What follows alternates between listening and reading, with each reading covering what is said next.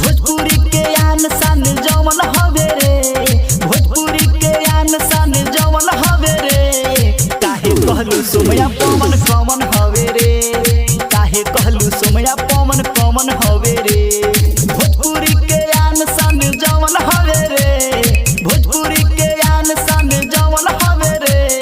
काहे कहलू सोमया पवन कमन हवे रे, काहे कहलू सोमया पवन कमन हवे रे।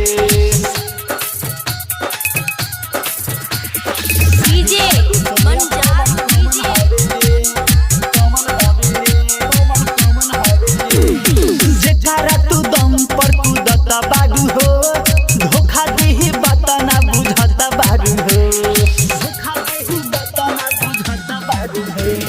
जेठारा तू दम पर कूदता बाडू हो, धोखा देही बाता ना बुझता बाडू हो, बुझता बाडू हो।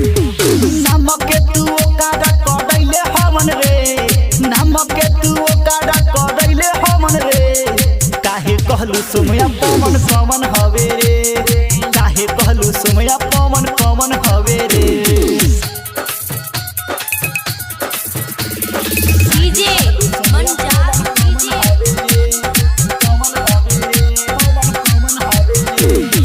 एतना घमंड सुनो निक नइखे, हो संगे तू रह अभी बारू लइके, हो संगे तू रह अभी बारू लइके।